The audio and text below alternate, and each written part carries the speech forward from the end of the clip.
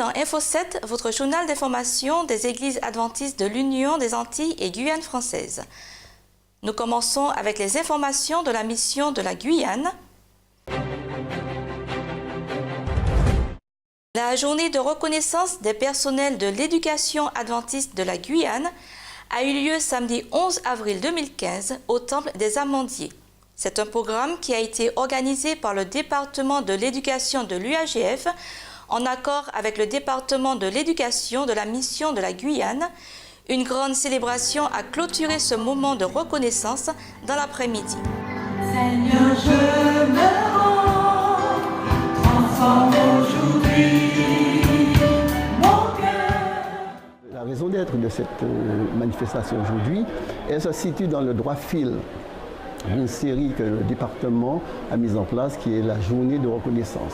Le 14 mars, nous nous sommes rendus en Guadeloupe et là nous avons rassemblé 120 enseignants, retraités et personnel administratif que nous avons eu le plaisir de réunir, à qui nous avons remis avec un grand bonheur un trophée pour exprimer notre reconnaissance, et ce fut là un grand moment. Samuel Marie, plus une enseignante, Réserve Emmanuel.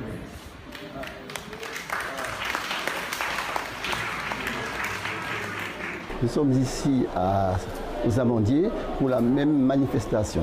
Je crois qu'il est important, très important, de permettre aux enseignants, aux membres du personnel, à tous ceux qui travaillent dans le champ de l'éducation de se retrouver et de savoir qu'ils appartiennent à une même famille, à une même équipe, et que Dieu est le grand comptable de leurs efforts. Mais l'Église, elle aussi, n'est pas indifférente à ce qui a été fait et à ce qui se fera. Bientôt, cette même expérience sera reproduite en Martinique, c'est le 18 avril. La collecte annuelle débute samedi 18 avril. Faites des plans pour recueillir des fonds pour aider les plus démunis. La formation certificat enfant de niveau 2 pour les moniteurs EDS et les responsables enfants a lieu durant le week-end du 17 au 19 avril. À cette occasion, Claudine Rivierez, responsable du ministère de l'Enfance et de l'Adolescence à l'UAGF, sera présente à l'église adventiste Moria à 19h, vendredi 17 avril.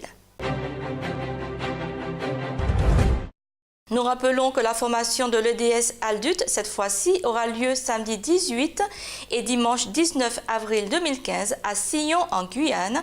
La présence des moniteurs et leurs adjoints est indispensable. Nous terminons les informations de la mission de la Guyane avec la poursuite de la lecture de la Bible pour la semaine du 12 au 18 avril dans 2 Corinthiens 13 à Galates 6. C'est dans le cadre de Réveil et Réforme. Nous sommes maintenant dans le département de la Guadeloupe.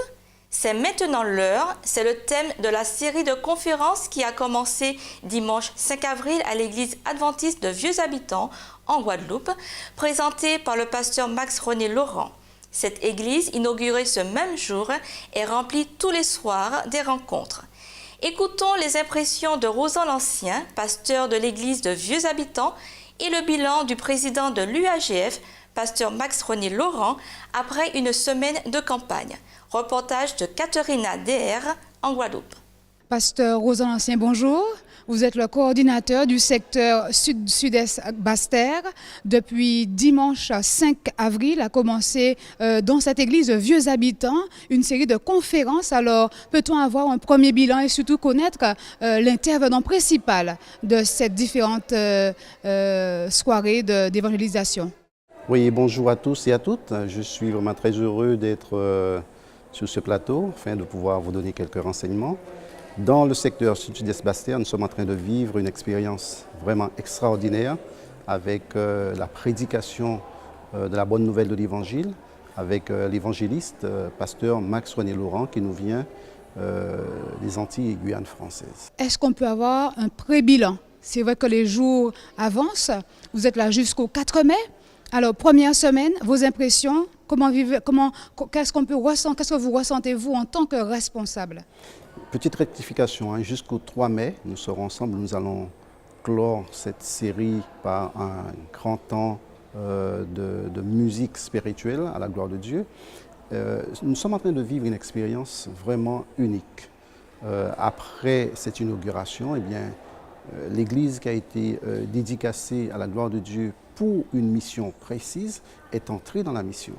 Donc, cette première semaine, je dirais, c'est un bilan positif. Nous avons beaucoup de présence, beaucoup de personnes qui nous visitent d'ici, de la commune de Vieux-Habitants, mais aussi des communes avoisinantes telles que Bouillante, Basse-Terre, Baïf, même Saint-Claude.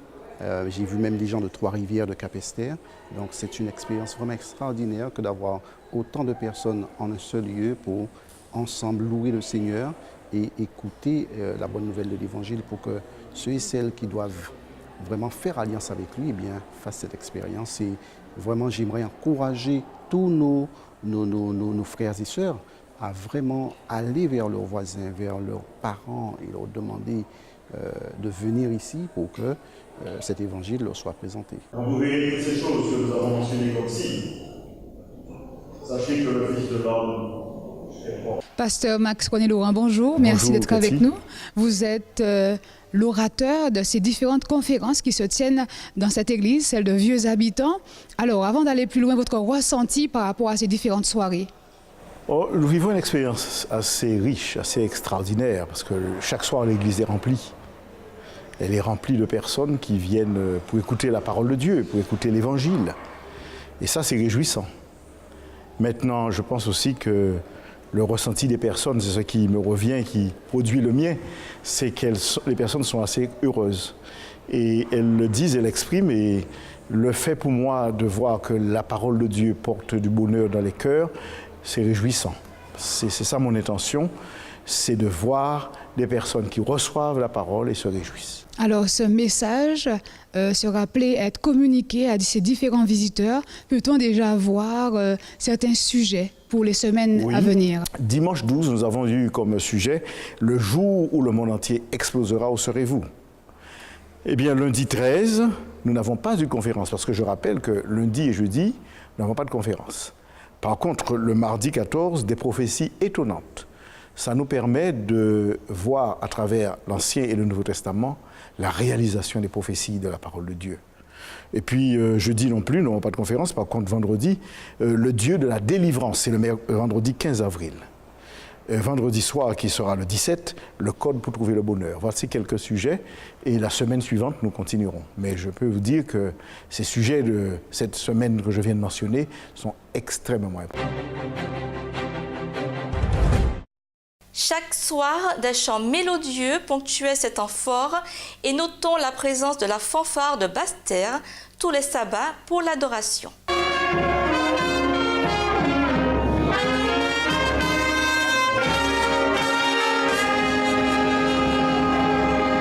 Christian Darlis, bonjour. Bonjour. Merci d'être sur notre plateau. La Guadeloupe vous soutient et l'église de Vieux-Habitants est active dans cette série de conférences dans la commune de Vieux-Habitants. Vous faites partie de la fanfare parce que vous aussi vous participez. Alors, on vous a vu à l'œuvre depuis le début de cette campagne et j'ai même envie de dire qu'on vous voit souvent dans les grands événements, pas seulement vous, mais la fanfare. Alors, on va commencer par le commencement. Tout a commencé quand pour vous? Tout a commencé quelques années après ma conversion. Donc, je me suis baptisé dans les années 84-85 et j'ai intégré la fanfare peut-être 5 à 6 ans après. Alors, pourquoi la fanfare? Ça peut être la chorale? La chorale m'a beaucoup intéressé, mais depuis tout petit, j'ai eu un faible pour cet instrument qu'on appelle saxophone ténor. Alors vous en jouez pleinement? Et là, j'ai appris à le jouer, j'ai appris à reconnaître les notes. Donc aujourd'hui, je suis fier de jouer cet instrument. Pas comme les grands saxophoniste, mais je suis fier quand même de faire partie de ce mouvement adventiste. C'est une fanfare qu'on retrouve partout en Guadeloupe, comme vous l'avez dit au début, et on est vraiment engagé dans ce domaine. Peut-on avoir le nom de cette fanfare? Ben, il n'a pas de nom précisément, on l'appelle fanfare de la Basse-Terre, sud-est de la Basse-Terre. Alors, elle est composée uniquement de personnes de la région de Basse-Terre? Vous n'avez pas de mélange, uniquement les Bastériens? Non, il y a des mélanges puisqu'il y a des frères de tout horizon, on a des frères de Prétapite, de Sainte-Rose. Au début, on avait même des personnes qui sortaient à Marie-Galante pour faire partie de cette fanfare. Et on a de Basse-Terre, de Saint-Claude, de Trois-Rivières, de Vieux-Habitants, de Baïf, un petit peu partout sur la Basse-Terre. Alors, ça fait combien de temps qu'elle est sur le territoire? Oh, je l'ai trouvé sur le territoire. Je ne sais pas exactement la date qu'ils ont commencé, mais personnellement, ça fait déjà plus de 15 ans que j'en fais partie. Donc, cette fanfare, c'est une fanfare vraiment missionnaire. Elle est missionnaire, c'est le cas de le dire, parce que comme je le disais, vous êtes souvent sur de grands événements. Quand certains chantent, s'expriment, on peut comprendre avec les mots la portée du message. Mais quand on joue, là aussi, vous avez un impact. Pouvez-vous expliquer comment? Ben, lorsqu'on parle, à mon avis, on entend par la tête, par le cerveau, mais avec la musique, ça passe par le cœur. Donc je dis, avec les mélodies, la parole trouve une assise beaucoup mieux que si c'était seulement à parler. Alors ça fait plus de 20 ans que vous êtes sur le territoire. Avez-vous peut-être un témoignage à donner rapidement? Je dirais en premier lieu moi-même. Sinon, il y en a d'autres qui sont arrivés. Je pense que c'est par l'engagement de tous ces musiciens qui a permis que d'autres puissent s'engager aussi. Donc c'est comme prêcher l'évangile, raconter ce que Jésus a fait pour nous à travers les témoignages parlés. Mais dans cette fanfare, effectivement, nous aussi, nous racontons ce que Dieu a fait pour nous par les instruments.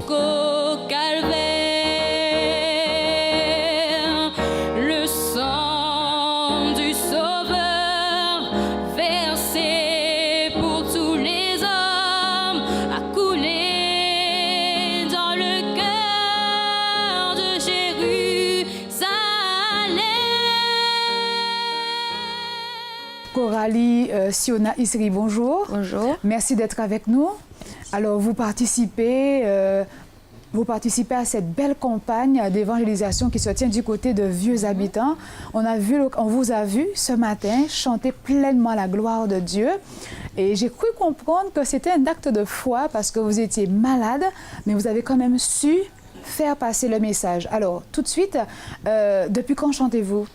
Depuis toute petite. Ça a toujours été une partie de moi. J'ai toujours aimé chanter. Alors, quand vous chantez, qu'est-ce que vous dites à votre public? J'essaie de les sensibiliser, de leur montrer que Dieu nous aime d'un amour éternel et qu'il n'y a pas que de la manière de parler ou bien des poèmes, mais il y a aussi le chant et c'est aussi une manière de les emmener à comprendre que Dieu les aime. Le week-end prochain débute la semaine d'emphase spirituelle et ce jusqu'au 25 avril 2015 à la cité scolaire La Persévérance de Boissard. Le pasteur Ronnie XVI nous présente le programme et il est interrogé par l'orateur pasteur Taylor Lambert en Guadeloupe. Nous recevons aujourd'hui pour vous Monsieur Ronnie XVI. Il est pasteur, aumônier de la cité scolaire adventiste La Persévérance Boissard en Guadeloupe. Monsieur XVI, merci d'avoir accepté notre invitation. Nous avons compris que chaque année dans votre établissement scolaire, vous avez une semaine spéciale que vous avez réservée à une emphase spirituelle. Pourriez-vous nous dire un peu plus sur cette semaine?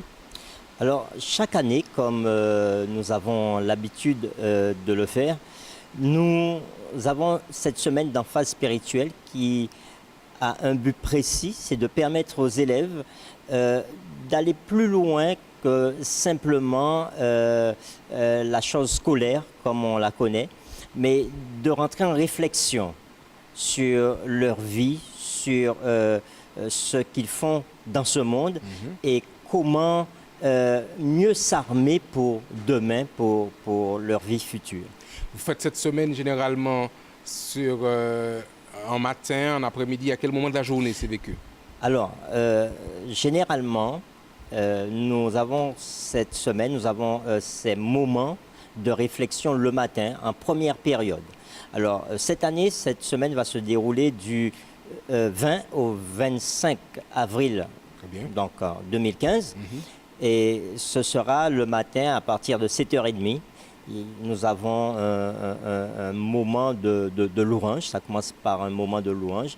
Et après, nous avons un invité spécial qui emmène les jeunes vers la réflexion, vers la méditation. Alors, la question qu'on peut se poser, M. Cèze, vous êtes dans un établissement scolaire. Est-ce que cette semaine, cette coupure, pourrait-on dire, des activités académiques n'a pas d'impact sur le résultat? On est tout près des périodes d'examen, n'a pas d'impact plutôt sur le résultat des étudiants en fin d'année scolaire? Ah oui, ça a un impact, et positif. Je suppose. Ça a un impact positif. Et nous voyons avec le temps les résultats sur la vie des jeunes. Loin de leur poser des ennuis par rapport à leur préparation aux examens. Par exemple, on arrive à la période où on est à fond dans la préparation du baccalauréat, du brevet des collèges. Eh bien, loin de leur poser des soucis, au contraire, c'est une semaine qui va les booster, qui va leur permettre de réfléchir non seulement sur la question scolaire en elle-même, mais bien plus, et leur donner des perspectives pour leur avenir. Et je dois vous dire que pendant cette semaine-là, nous passons du temps aussi dans la prière. Donc ça les motive, ça les prépare et ça leur fait du bien. Est-ce que cette semaine est ouverte éventuellement aux parents d'élèves? Et puis, est-ce que vous avez la participation du corps enseignant dans le vécu de cette semaine? Alors, les enseignants sont là, puisque normalement, ils ont cours à cette période-là. Donc, ils viennent, ils participent avec nous à ce moment spécial. Les parents sont nombreux à venir et à prendre part à cette période-là. Et assez souvent, nous voyons que les parents sont aussi sensibles à ce qui est dit que les enfants eux-mêmes, les jeunes eux-mêmes. Alors, pouvez-vous nous dire, en terminant, quel est le thème réservé pour cette semaine d'enfance spirituelle prévue pour votre établissement scolaire? Alors, cette semaine-là, nous aurons la feuille de route d'un jeune en âge d'adolescence. Alors, je ne vais pas tout dire, j'aurais préféré que les jeunes découvrent par eux-mêmes, mais on va parler d'une feuille de route et le grand thème autour, ce sera la sexualité. Très bien, d'accord. Donc c'est un thème intéressant, je suppose, pour les jeunes dans un âge assez particulier de leur vie où il y a peut-être un intérêt assez poussé pour les choses de la sexualité. Tout à fait. Nous voulons vous remercier, monsieur, d'avoir répondu à nos questions. Merci moi. Et nous espérons, chers amis téléspectateurs, que vous allez tendre l'oreille pour entendre des informations complémentaires sur ce qui sera vécu pendant cette semaine à l'école adventiste La Persévérance Boissard à Guadeloupe. Je vous propose, pour terminer les informations de la Guadeloupe, un portrait de RVM, la radio Vie Meilleure, qui émet sur les ondes 93.3 en Guadeloupe. Créée en 1982, elle est dynamique, elle propose des émissions en direct, par exemple sur la santé, l'alimentaire et bien sûr de la musique religieuse. Nous sommes allés à la rencontre de la directrice de la radio Vie Meilleure, de la journaliste et du directeur technique et de programmation. Taylor Lambert, Serge Raphaël.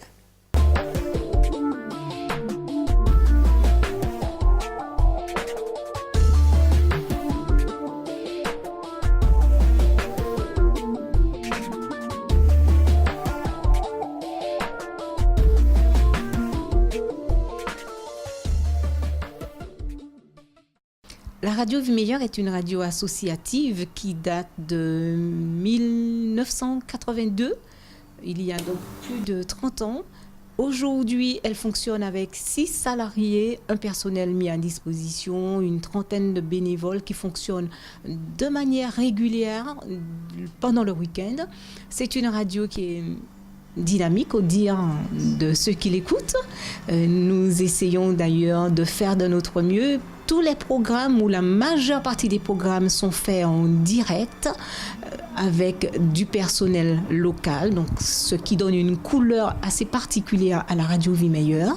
C'est une radio qui a un objectif, à mon avis, intéressant puisque nous essayons de faire des programmes qui vont aider ceux qui sont déjà religieux à se raffermir et les autres à les amener à Christ. Évidemment, les programmes ne sont pas axés uniquement sur ce qui est religieux, ce serait vraiment dommage.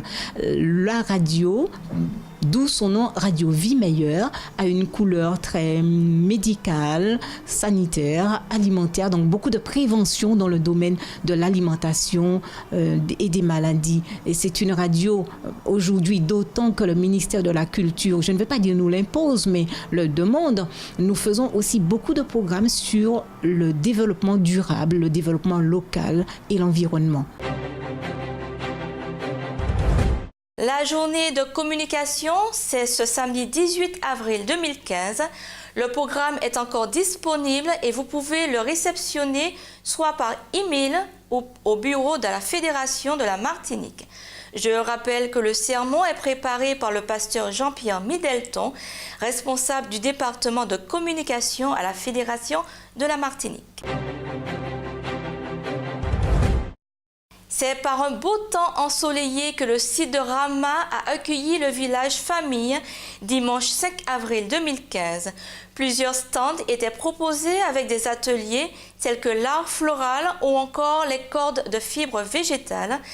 Ils étaient venus en famille pour découvrir des jeux d'antan en bois, des conférences sur des thèmes qui parlent de la famille et des présentations de livres sur la santé. Je vous propose le magazine du village, Claude Stewart, Jean-Marc Bolder.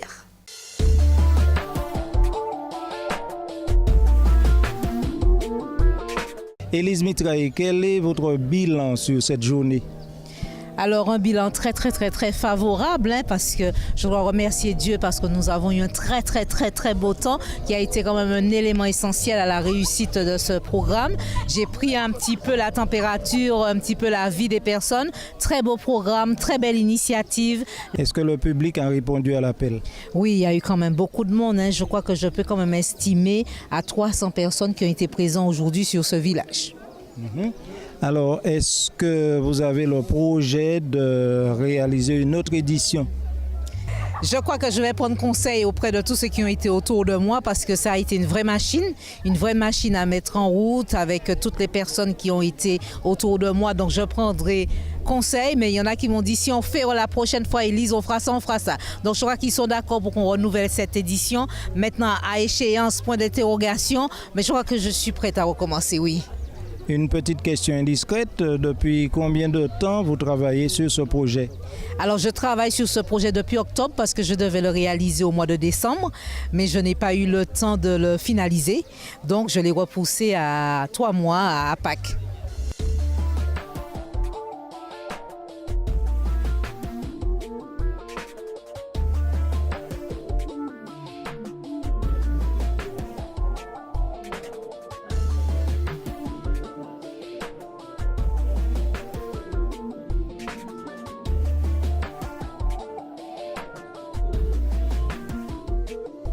Les choix des débats, le Cénacle et tous les stands qui étaient présents, ils étaient de qualité. Ce sont les retours que j'ai et ils sont contents, ils sont heureux. Donc on espère que s'il y a une prochaine fois, on essaiera d'améliorer ce qui n'a pas été aujourd'hui. Ici, c'est un atelier de code avec des fibres végétales, d'accord? Et celle-là particulièrement, c'est Mao banane.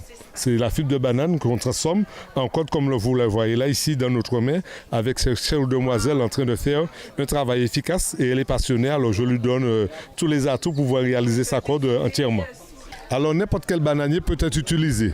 Cependant, il y a un qui est plus intéressant et beaucoup plus solide, c'est communément qu'on appelle à la Martinique Mao banane, ou bien code Mao.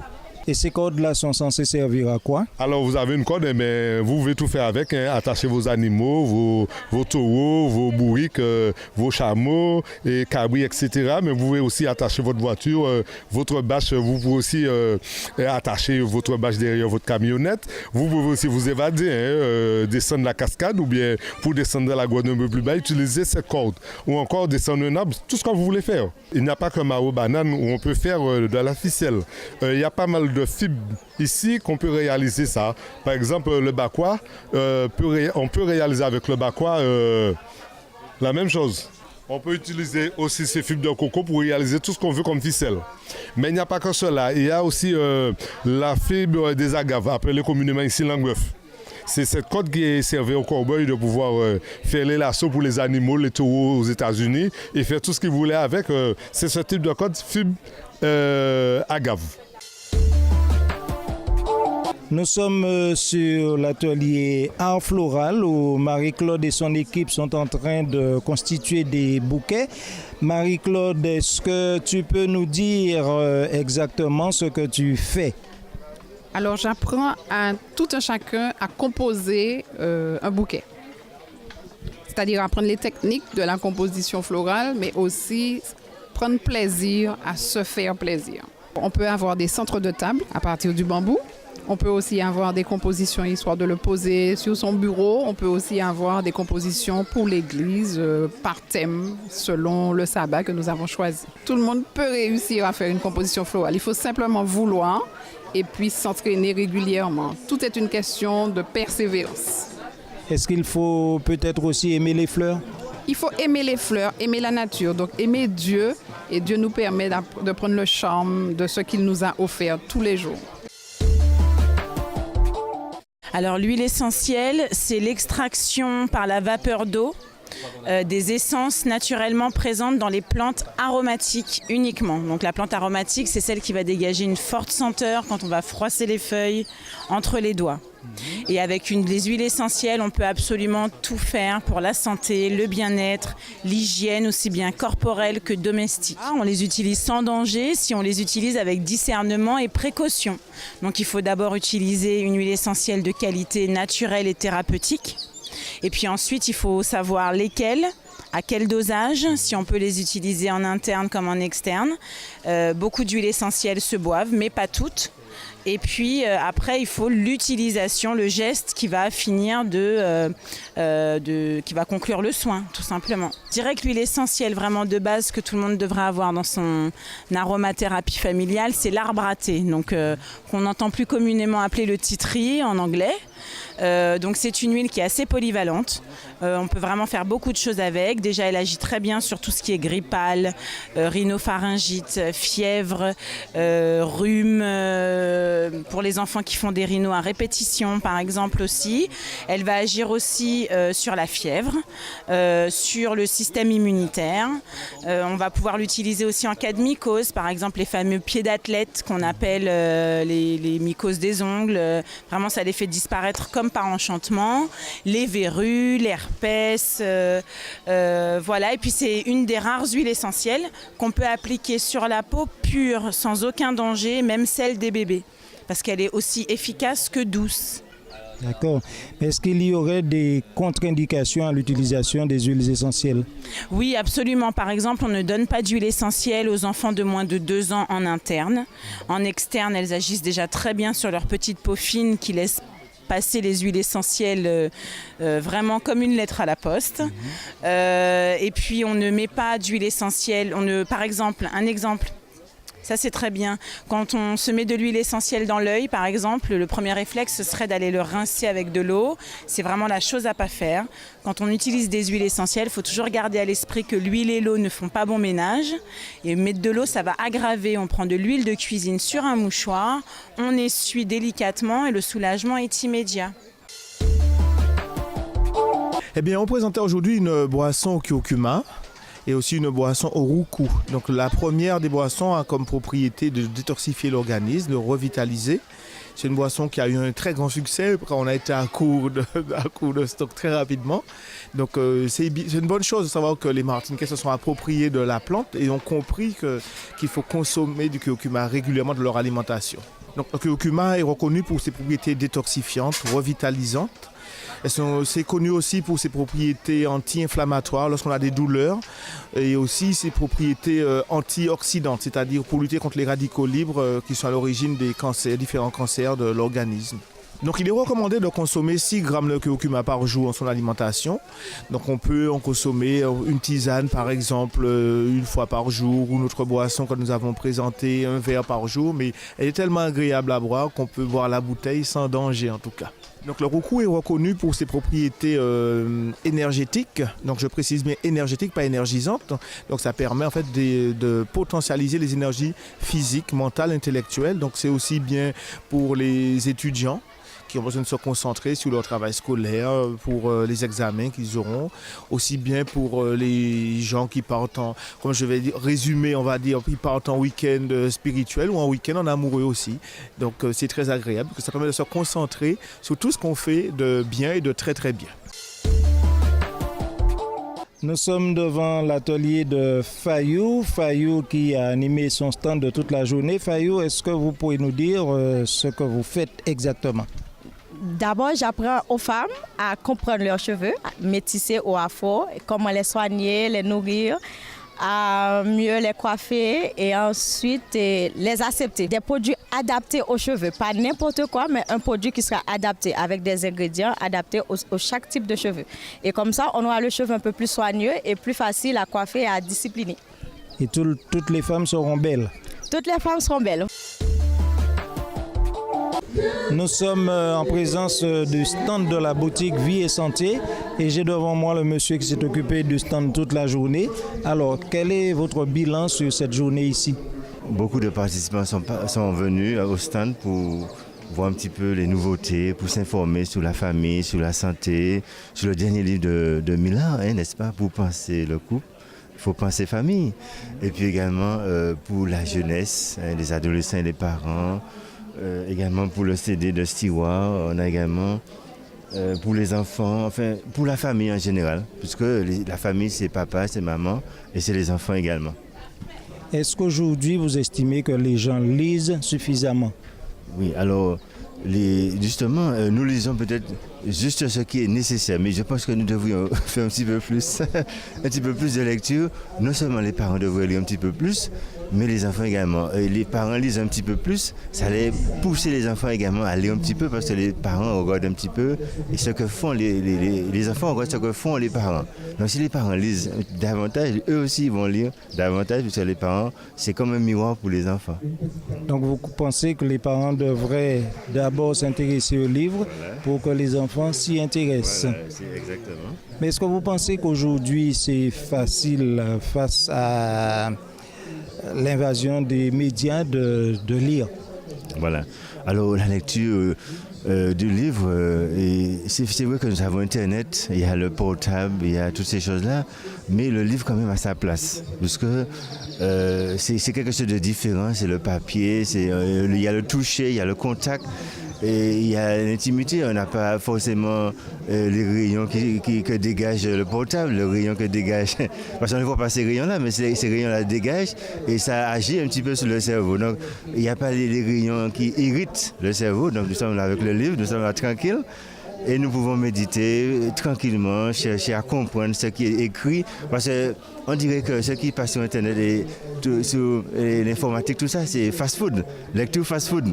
Mais quand on prend un bon livre et qu'on le lit, et bien là, on prend son temps pour approfondir ce qui est écrit. Alors, s'il y a un conseil à donner, c'est lisez de bons livres. Voilà, prenez un bon livre et pour le déguster. Voilà. Prenez son temps pour le déguster, pour apprendre à analyser en profondeur ce qui est écrit dans ce bon livre. Eh bien, merci à Vie et Santé. On vous souhaite une bonne continuation. Merci. Est-ce que ça a été difficile à mettre en place? Non, parce que Dieu m'a inspiré beaucoup de choses concernant toutes ces idées, tous ces thèmes qui ont été proposés aujourd'hui. C'est une inspiration qui m'est venue de Dieu dans la préparation de ce programme. C'est surtout par rapport à beaucoup de vécus de personnes que je rencontre autour de moi. Et nous sommes en compagnie de Florence qui a été à l'accueil depuis ce matin. Florence, est-ce que tu peux nous dire comment s'est passée cette journée, comment ça a été à l'accueil? Eh bien, ça a été une journée très agréable, une belle journée. Très agréable. On a pu recevoir des gens avec le sourire, il le fallait pour réconforter. Il y a des gens derrière qui me font la grimace. Alors pour réconforter et pour leur donner un peu de baume au cœur. Donc ça a été génial, ça a été une journée vraiment merveilleuse. En plus, Dieu nous a gratifiés d'un beau soleil, d'un beau temps. Et pour ça, nous tenons à lui dire merci, mon Dieu. On dit en général que les gens qui sont à l'accueil, ce sont ces personnes qui sont face au public, ce sont celles qui reçoivent les chocs désagréables. Est-ce qu'on peut dire qu'aujourd'hui, à l'accueil, vous avez eu affaire à des personnes désagréables?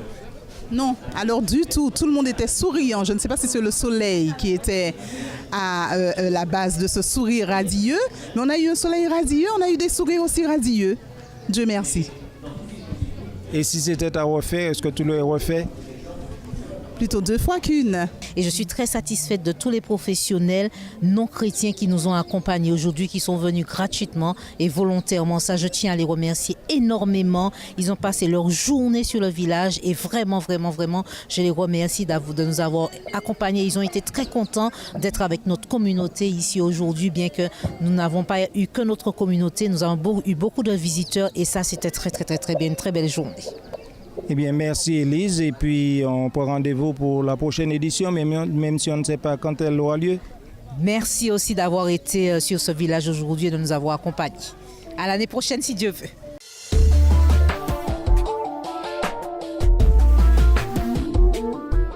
Le rendez-vous est donc donné l'année prochaine. Quant à moi, je vous retrouve dans une prochaine édition. Je vous remercie d'avoir suivi ce journal et Maranatha.